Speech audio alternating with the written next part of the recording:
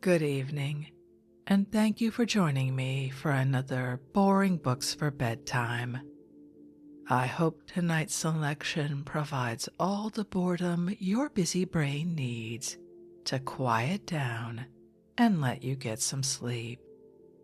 Before we begin, I'd like to give a special shout out of thanks to some new members of our Patreon family: Noelle, Karen, Renee, Maria, Heather, Sarah, Bugs, and Squidface.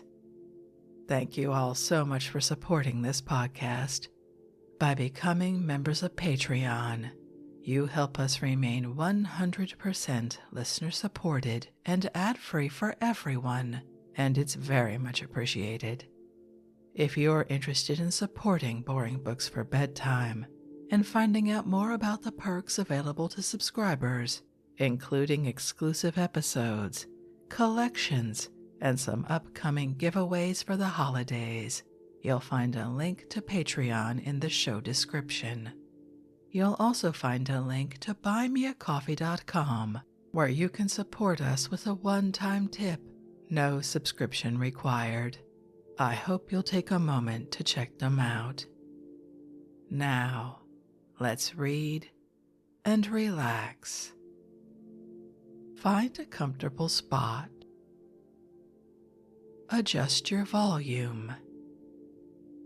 Take a nice deep breath in. Let it out slowly. And off we go. Tonight, let's relax with a marvelous recommendation from one of your fellow listeners: the complete Herbal, to which is now added upwards of 100 additional herbs, with a display of their medicinal and occult qualities, physically applied to the cure of all disorders incident to mankind, to which are now first annexed the English Physician Enlarged and Key to Physic, with rules for compounding medicine according to the true system of nature, forming a complete family dispensatory and natural system of physic, by Nicholas Culpeper, M.D., first published in 1652, to which is also added upwards of 50 choice receipts, selected from the author's last legacy to his wife. A new edition, with a list of the principal diseases to which the human body is liable, and a general index. Illustrated by engravings of numerous British herbs and plants, correctly colored from nature. First published in 1850 by Thomas Kelly, 17 Paternoster Row, London. And before we kick this off, I'll just remind you, this is a reading for sleep, not medical advice, so please take it as such. Let's begin. Culpeper's original epistle to the reader. Take notice that in this edition I have made very many additions to every sheet in the book, and also that those books of mine that are printed of that letter the small Bibles are printed with are very falsely printed, there being 20 or 30 gross mistakes in every sheet, many of them such as are exceedingly dangerous to such as shall venture to use them, and therefore I do warn the public of them. I can do no more at present. Only take notice of these directions, by which you shall be sure to know the true one from the false. The first direction. The true one hath this title over the head of every book: The Complete Herbal and English Physician Enlarged. The small counterfeit ones have only this title: The English Physician. The second direction. The true one hath these words: Government and Virtues, following the time of the plant's flowering, etc. The counterfeit small ones have these words, virtues and use, following the time of the plant's flowering. The third direction. The true one is of a larger letter than the counterfeit ones, which are in 12s, etc., of the letter small Bibles used to be printed on. I shall now speak something of the book itself. All other authors that have written of the nature of herbs give not a bit of reason why such an herb was appropriated to such a part of the body, nor why it cured such a disease. Truly, my own body being sickly brought me easily into a capacity to know that health was the greatest of all earthly blessings, and truly he was never sick that doth not believe it. Then I considered that all medicines were compounded of herbs, roots, flowers, seeds, etc., and this first set me to work in studying the nature of simples, most of which I knew by sight before. And indeed, all the authors I could read gave me but little satisfaction in this particular, or none at all. I cannot build my faith upon authors' words, nor believe a thing because they say it, and could wish everybody were of my mind in this, to labor to be able to give a reason for everything they say or do. They say reason makes a man differ from a beast. If that be true, pray what are they, that instead of reason for their judgment, quote old authors? Perhaps their authors knew a reason for what they wrote. Perhaps they did not. What is that to us? Do we know it?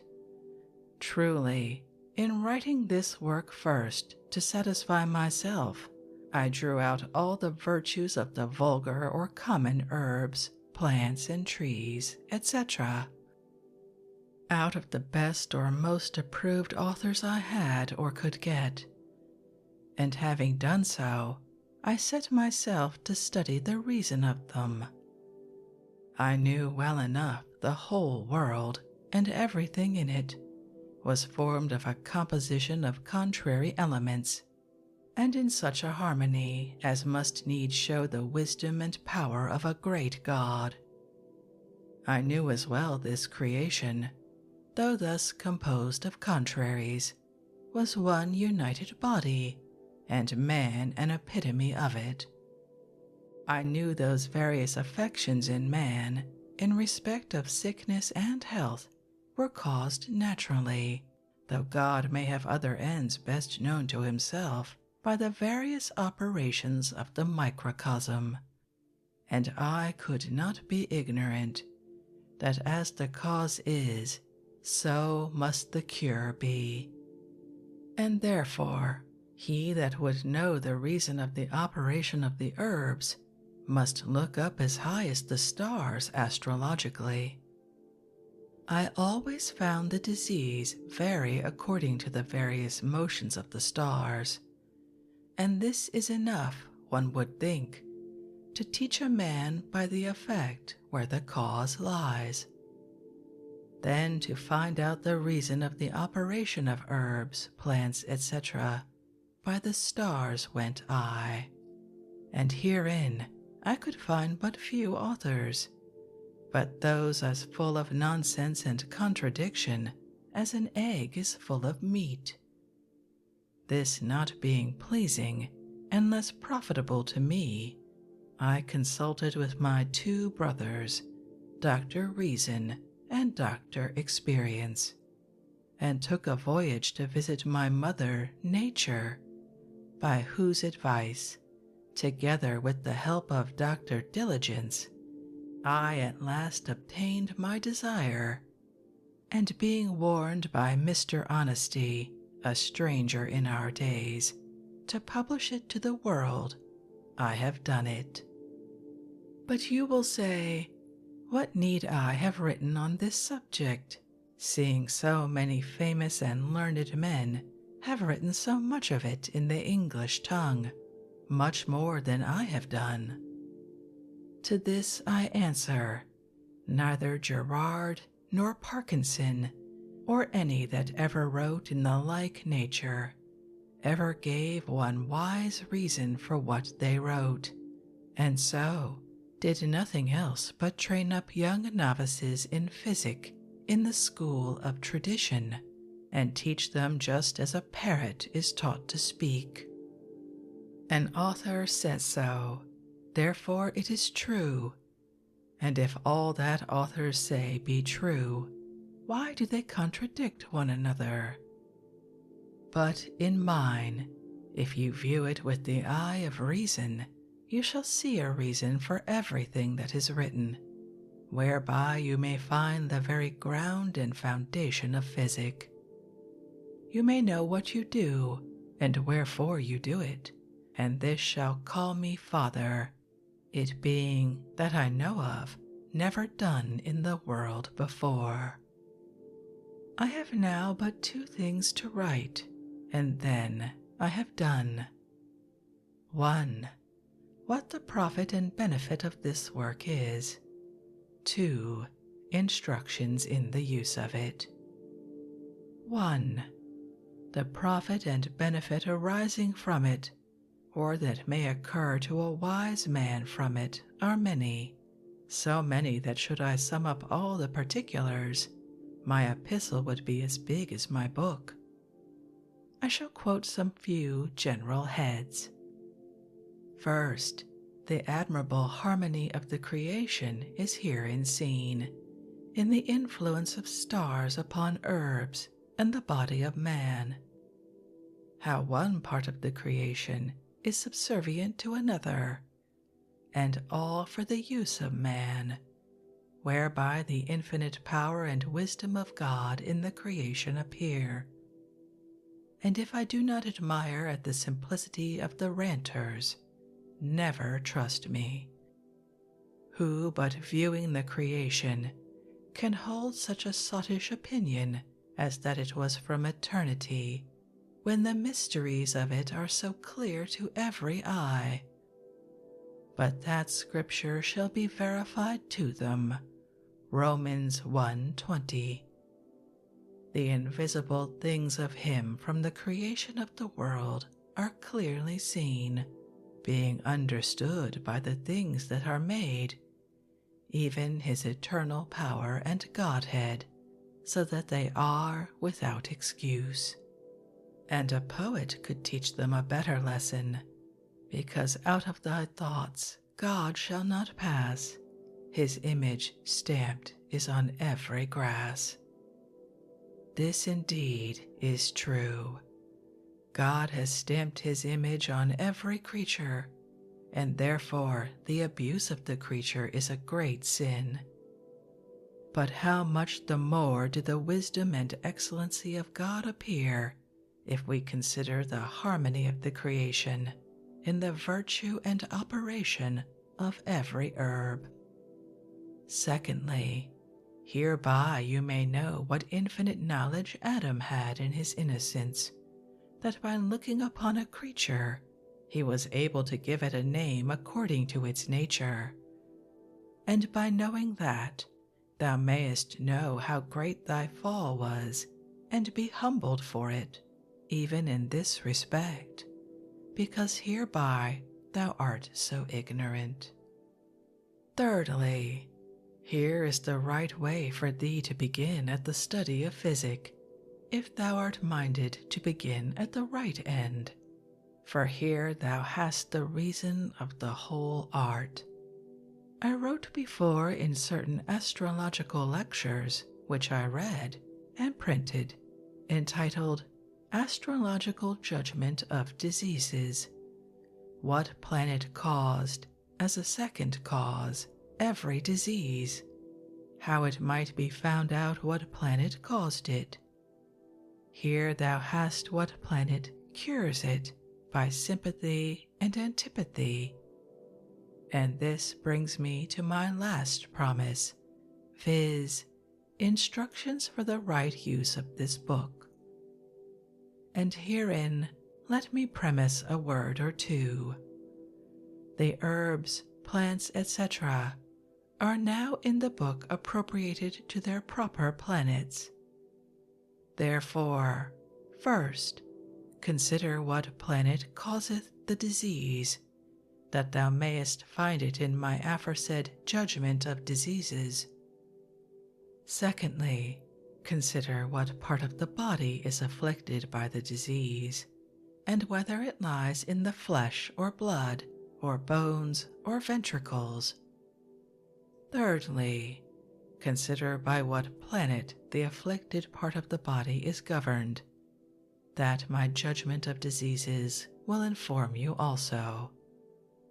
Fourthly, you may oppose diseases by herbs of the planet opposite to the planet that causes them, as diseases of Jupiter by herbs of Mercury, and the contrary, diseases of the luminaries by the herbs of Saturn, and the contrary, diseases of Mars by herbs of Venus, and the contrary.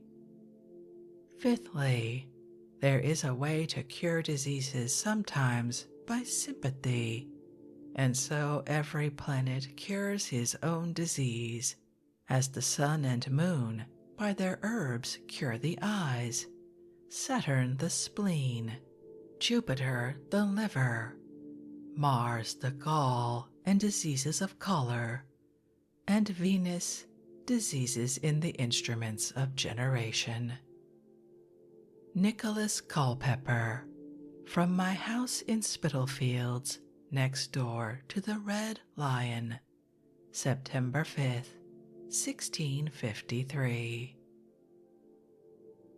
To his dearest consort, Mrs. Alice Culpeper. My dearest, the works that I have published to the world, though envied by some illiterate physicians, have merited such just applause that thou mayest be confident in proceeding to publish anything I leave thee, especially this masterpiece, assuring my friends and countrymen that they will receive as much benefit by this as by my dispensatory, and that incomparable piece called Semiotica Oronica enlarged, and English Physician. These are the choicest secrets, which I have had many years locked up in my own breast. I gained them by my constant practice, and by them I maintained a continual reputation in the world, and I doubt not but the world will honor thee for divulging them, and my fame shall continue and increase thereby, though the period of my life and studies be at hand, and I must now bid all things under the sun farewell.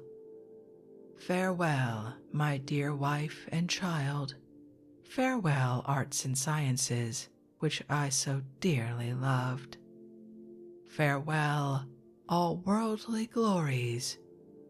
Adieu, readers. Nicholas Culpeper. Nicholas Culpeper, the author of this work, was son of Nicholas Culpeper, a clergyman, and grandson of Sir Thomas Culpeper.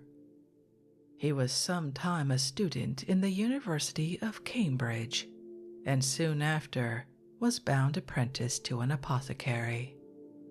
He employed all his leisure hours in the study of physic and astrology, which he afterwards professed, and set up business in Spitalfields, next door to the Red Lion, formerly known as the halfway house between Islington and Stepney, an exact representation of which we have given under our author's portrait, where he had considerable practice, and was much resorted to for his advice, which he gave to the poor gratis.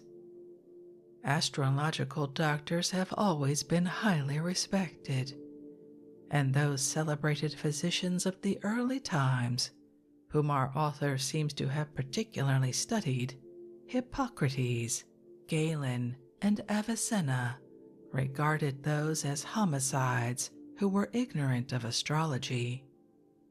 Paracelsus indeed went farther.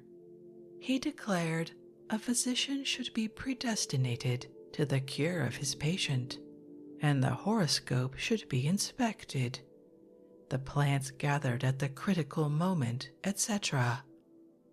Culpeper was a writer and translator of several works, the most celebrated of which is his Herbal, being an astrologo-physical discourse of the common herbs of the nation, containing a complete method or practice of physic, whereby a man may preserve his body in health, or cure himself when sick, with such things only as grow in England, they being most fit for English constitutions. This celebrated and useful physician died at his house in Spitalfields in the year 1654. This book will remain as a lasting monument of his skill and industry. The English Physician Enlarged. Amara dulcis.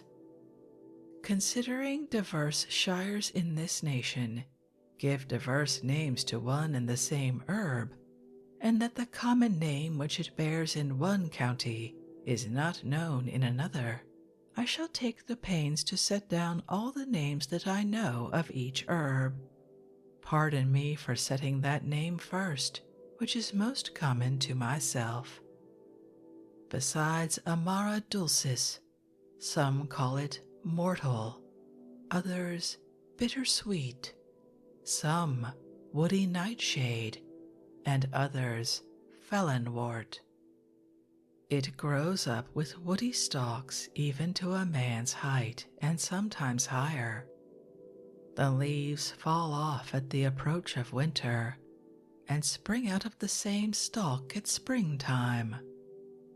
The branch is compassed about with a whitish bark and has a pith in the middle of it. The main branch branches itself into many small ones with claspers, laying hold on what is next to them as vines do. It bears many leaves. They grow in no order at all, at least in no regular order. The leaves are longish, though somewhat broad, and pointed at the ends. Many of them have 2 little leaves growing at the end of their footstalk. Some have but 1, and some none. The leaves are of a pale green color. The flowers are of a purple color, or of a perfect blue, like to violets, and they stand many of them together in knots. The berries are green at first, but when they are ripe, they are very red. If you taste them, you shall find them just as the crabs which we in Sussex call bittersweet, viz., sweet at first and bitter afterwards. Place. They grow commonly almost throughout England, especially in moist and shady places. Time. The leaves shoot out about the latter end of March, if the temperature of the air be ordinary. It flowers in July, and the seeds are ripe soon after, usually in the next month. Government and virtues. It is under the planet Mercury, and a notable herb of his also, if it be rightly gathered under his influence. It is excellently good to remove witchcraft both in men and beasts, as also all sudden diseases whatsoever. Being tied round about the neck is one of the most admirable remedies for the vertigo or dizziness in the head, and that is the reason, as Tragus saith, the people in Germany commonly hang it about their cattle's necks, when they fear any such evil hath betided them. Country people commonly take the berries of it, and having bruised them, apply them to felons, and thereby soon rid their fingers of such troublesome guests. We have now showed you the external use of the herb. We shall speak a word or two of the internal, and so conclude. Take notice, it is a mercurial herb, and therefore of very subtle parts, as indeed all mercurial plants are.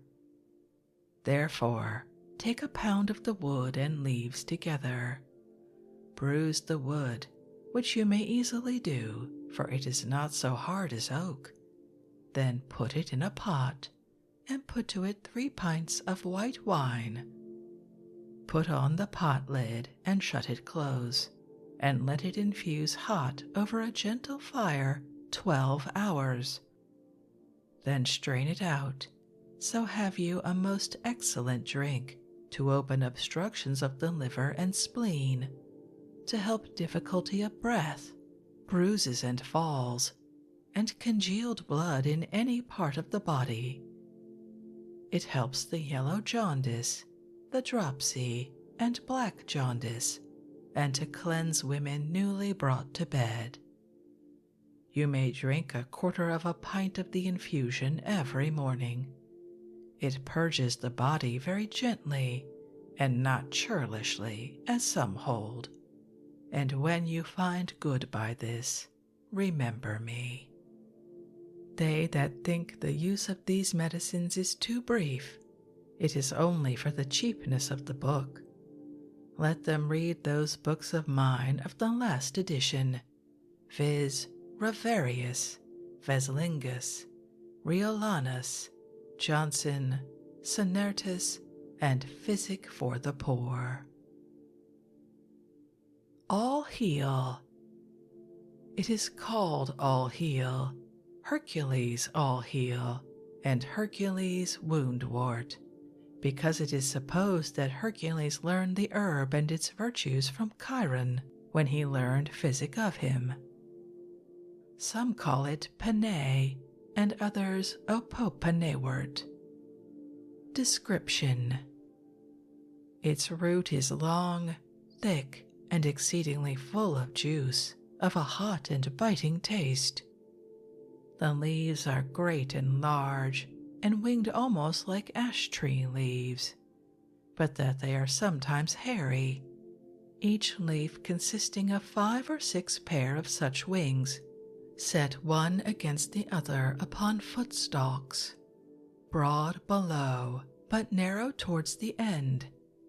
One of the leaves is a little deeper at the bottom than the other, of a fair yellowish fresh green color. They are of a bitterish taste, being chewed in the mouth.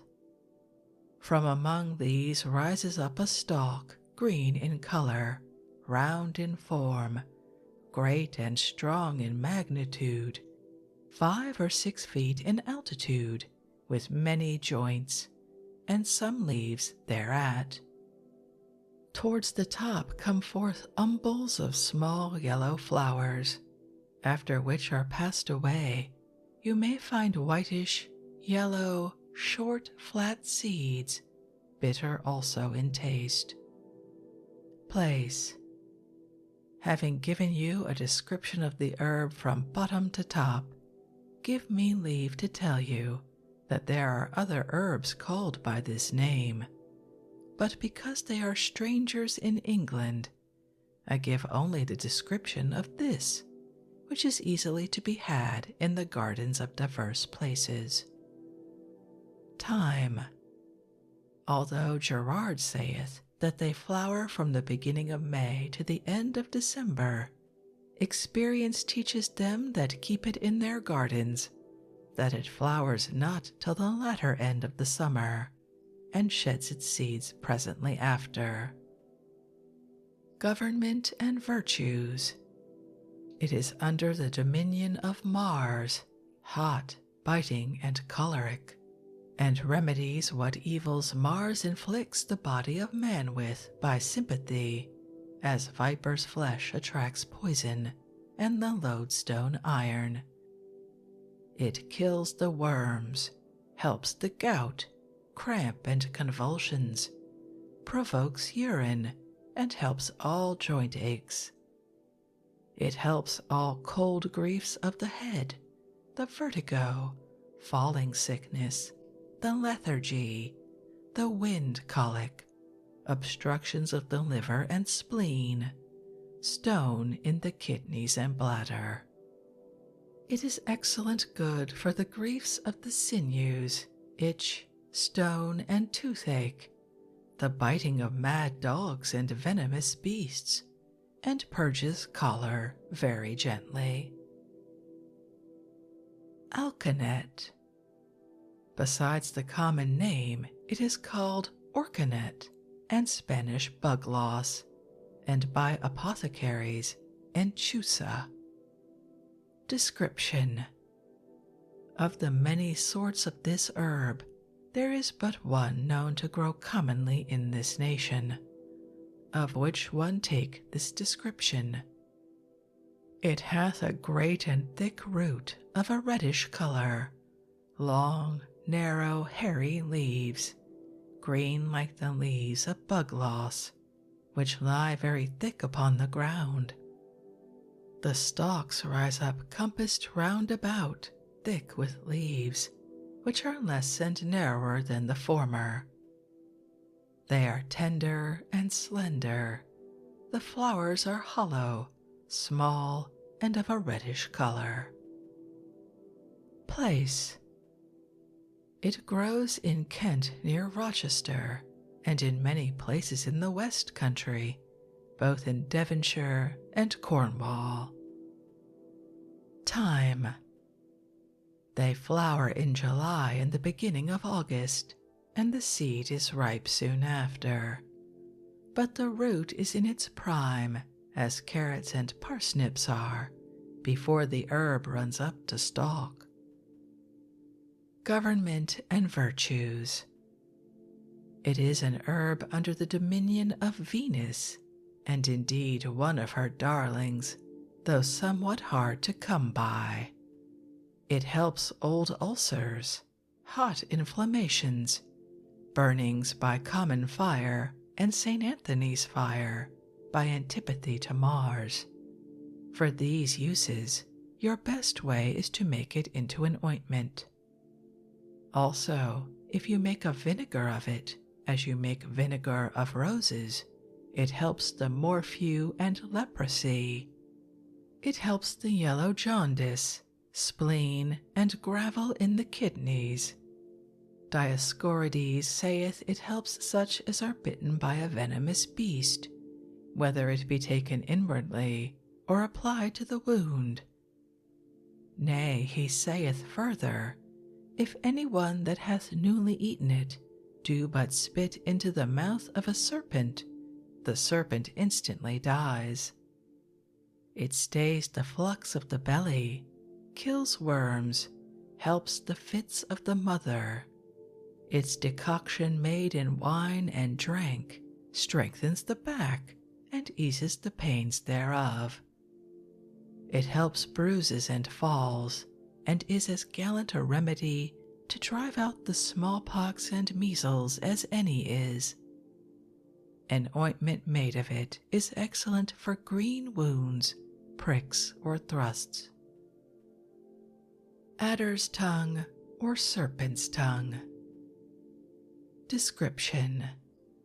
This herb has but one leaf, which grows with the stalk a finger's length above the ground, being flat and of a fresh green color, broad like water plantain, but less without any rib in it, from the bottom of which leaf on the inside rises up ordinarily one, sometimes 2 or 3 slender stalks, the upper half whereof is somewhat bigger and dented with small dents of a yellowish-green color, like the tongue of an adder serpent, only this is as useful as they are formidable.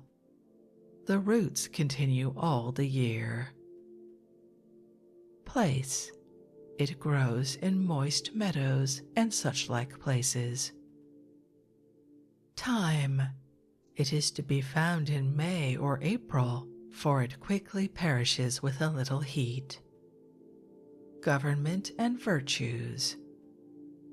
It is an herb under the dominion of the moon and Cancer, and therefore, if the weakness of the retentive faculty be caused by an evil influence of Saturn in any part of the body governed by the moon or under the dominion of Cancer, this herb cures it by sympathy. It cures these diseases after specified in any part of the body under the influence of Saturn by antipathy. It is temperate in respect of heat, but dry in the 2nd degree.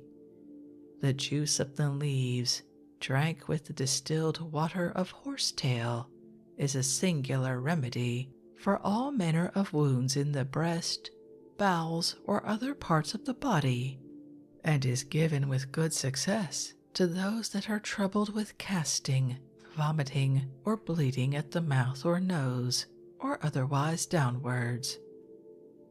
The said juice given in the distilled water of oaken buds is very good for women who have their usual courses. It helps sore eyes.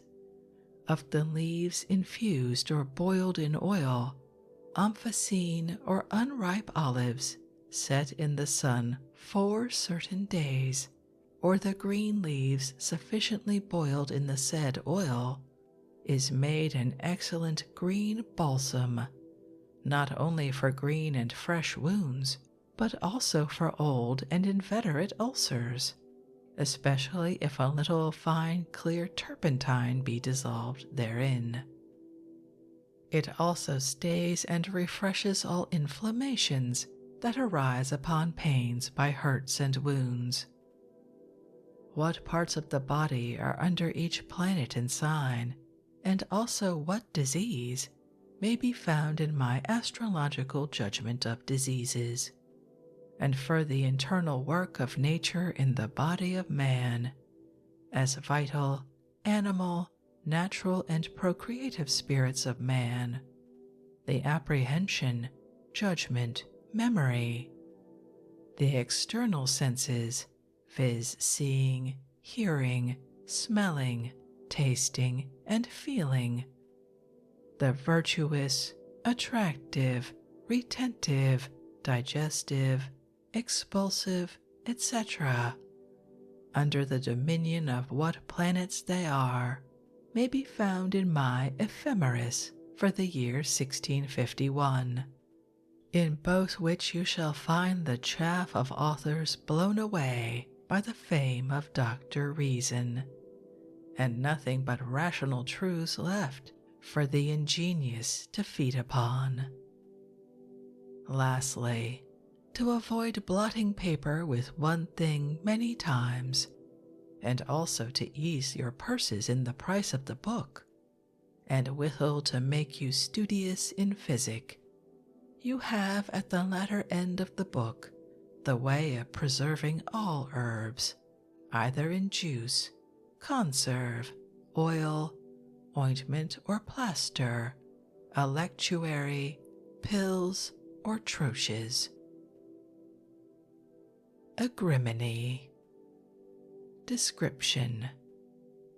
This has diverse long leaves, some greater, some smaller, set upon a stalk, all of them dented about the edges, green above and grayish underneath, and a little hairy withal, among which arises up usually but one strong, round, hairy brown stalk, 2 or 3 feet high, with smaller leaves set here and there upon it. At the top thereof grow many small yellow flowers, one above another, in long spikes, after which come rough heads of seed hanging downwards, which will cleave to and stick upon garments, or anything that shall rub against them. The knot is black, long, and somewhat woody, abiding many years, and shooting afresh every spring, which root, though small, hath a reasonable good scent. Place. It grows upon banks near the sides of hedges. Time. It flowers in July and August, the seed being ripe shortly after. Government and virtues. It is an herb under Jupiter and the sign Cancer, and strengthens those parts under the planet and sign, and removes diseases in them by sympathy, and those under Saturn, Mars, and Mercury by antipathy. If they happen in any part of the body governed by Jupiter, or under the signs Cancer, Sagittarius, or Pisces, and therefore must needs be good for the gout, either used outwardly in oil or ointment, or inwardly in an electuary or syrup or concerted juice, for which see the latter end of this book. It is of a cleansing and cutting faculty, without any manifest heat, moderately drying and binding. It opens and cleanses the liver, helps the jaundice, and is very beneficial to the bowels, healing all inward wounds, bruises, hurts, and other distempers. The decoction of the herb made with wine and drank is good against the biting and stinging of serpents, and helps them that make foul, troubled, or bloody water. This herb also helps the colic, cleanses the breast, and rids away the cough. A draught of the decoction taken warm before the fit first removes, and in time rids away the tertian or quartan agues. The leaves and seeds taken in wine stays the bloody flux. Outwardly applied, being stamped with old swine's grease, it helps old sores, cancers, and inveterate ulcers, and draws forth thorns and splinters of wood, nails, or any other such things gotten in the flesh. It helps to strengthen the members that be out of joint, and being bruised and applied, or the juice dropped in it, helps foul and impostumed ears. The distilled water of the herb is good to all the said purposes, either inward or outward, but a great deal weaker. It is a most admirable remedy for such whose livers are annoyed either by heat or cold. The liver is the former of blood, and blood the nourisher of the body, and agrimony a strengthener of the liver. I cannot stand to give you a reason in every herb why it cures such diseases, but if you please to pursue my judgment in the herb wormwood, you shall find them there, and it will be well worth your while to consider it in every herb. You shall find them true throughout the book. Water agrimony. It is called in some countries water hemp, bastard hemp, and bastard agrimony, eupatorium, and hepatorium, because it strengthens the liver. Description. The root continues a long time, having many long slender strings. The stalk grows up about 2 feet high, sometimes higher.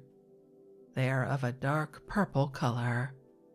The branches are many, growing at distances the one from the other, the one from the one side of the stalk, the other from the opposite point.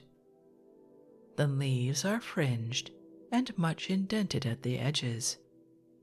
The flowers grow at the top of the branches, of a brown-yellow color, spotted with black spots, having a substance within the midst of them like that of a daisy. If you rub them between your fingers, They smell like rosin or cedar when it is burnt. The seeds are long and easily stick to any woolen thing they touch. Place. They delight not in heat, and therefore they are not so frequently found in the southern parts of England as in the northern, where they grow frequently. You may look for them in cold grounds, by ponds and ditches' sides, and also by running waters. Sometimes you shall find them growing in the midst of waters. Time. They all flower in July or August, and the seed is ripe presently after. Government and virtues. It is a plant of Jupiter, as well as the other agrimony, only this belongs to the celestial sign Cancer. It heals and dries, cuts and cleanses thick and tough humors of the breast, and for this I hold it inferior to but few herbs that grow. It helps the cachexia or evil disposition of the body, the dropsy and yellow jaundice. It opens obstructions of the liver, mollifies the hardness of the spleen, being applied outwardly. It breaks imposthumes away inwardly. It is an excellent remedy for the third day ague. It kills worms and cleanses the body of sharp humors, which are the cause of itch and scabs. The herb being burnt, the smoke thereof drives away flies, wasps, etc. It strengthens the lungs exceedingly. Country people give it to their cattle when they are troubled with the cough or broken-winded. Alehoof or ground ivy. Several counties give it different names, so that there is scarcely any herb growing of that bigness that has got so many. It is called cat's foot, ground ivy, gill go by ground, and gill creep by ground, turnhoof, haymaids, and alehoof. Description. This well-known herb lies, spreads, and creeps upon the ground, shoots forth roots at the corners of tender jointed stalks, set with 2 round leaves at every joint, somewhat hairy, crumpled, and unevenly dented about the edges with round dents. At the joints likewise, with the leaves toward the end of the branches, come forth hollow, long flowers of a bluish-purple color, with a small white spot upon the lips that hang down. The root is small, with strings. Place. It is commonly found under hedges, and on the sides of ditches, under houses, or in shadowed lanes, and other waste grounds, in almost every part of this land. Time. They flower somewhat early, and abide a great while. The leaves continue green until winter, and sometimes abide, except the winter be very sharp and cold. Government and virtues. It is an herb of Venus, and therefore cures the diseases she causes by sympathy, and those of Mars by antipathy. You may usually find it all the year long, except the year be extremely frosty. It is quick, sharp, and bitter in taste, and is thereby found to be hot and dry. A singular herb for all inward wounds, exulcerated lungs, or other parts, either by itself or boiled with other the like herbs, and being drank, in a short time it eases all griping pains, windy and choleric humors in the stomach, spleen, or belly, helps the yellow jaundice by opening the stoppings of the gall and liver, and melancholy by opening the stoppings of the spleen, expels venom or poison, and also the plague. It provokes urine and women's courses. The decoction of it in wine drank for some time together procures ease to them that are troubled with the sciatica or hip gout, as also the gout in hands, knees, or feet. If you put to the decoction some honey and a little burnt alum, it is excellently good to gargle any sore mouth or throat, and to wash the sores and ulcers in the privy parts of man or woman. It speedily helps green wounds, being bruised and bound thereto. The juice of it boiled with a little honey and verdigris doth wonderfully cleanse fistulas, ulcers, and stays the spreading or eating of cancers and ulcers. It helps the itch, scabs, wheals, and other breakings out in any part of the body. The juice of celandine, field daisies, and ground ivy clarified, and a little fine sugar dissolved therein and dropped into the eyes, is a sovereign remedy for all pains, redness, and watering of them, as also for the pin and web, skins, and films growing over the sight. It helps beasts as well as men. The juice, dropped into the ears, wonderfully helps the noise and singing of them, and helps the hearing which is decayed. It is good to ton up with new drink, for it will clarify it in a night, that it will be the fitter to be drank the next morning. Or if any drink be thick with removing, or any other accident, it will do the like in a few hours. Alexander. It is called alisander, horse parsley, and wild parsley, and the black potherb. The seed of it is that which is usually sold in apothecary shops for Macedonian parsley seed. Description: it is usually sown in all the gardens in Europe, and so well known that it needs no further description. Time: it flowers in June and July. The seed is ripe in August. Government and virtues: it is an herb of Jupiter, and therefore friendly to nature, for it warms a cold stomach and opens a stoppage of the liver and spleen. It is good to move women's courses, to expel an afterbirth, to break wind, to provoke urine, and helps the stranguary. And these things the seeds will do likewise.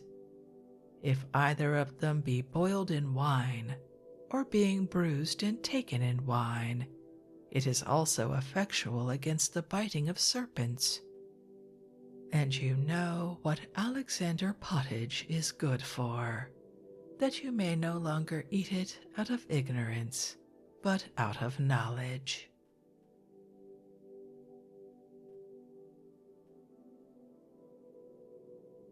And while I have exactly no idea what Alexander pottage is, it appears I'm not going to find out in this particular book, so I think we'll end this evening's reading from the Complete Herbal and English Physician Enlarged by Nicholas Culpeper. That was certainly some interesting information, and I will say the ebook version of this book includes some beautiful plates with illustrations of these plants, so I recommend you take a look at that.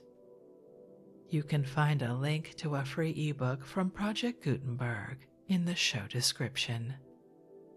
If you'd like to connect, suggest a boring book you'd like to hear read, or request more from one we've already started, you can drop me an email via our website, www.boringbookspod.com. It's always a pleasure to hear from you. Thank you so much for joining me for this evening's reading. Until our next boring book, good night.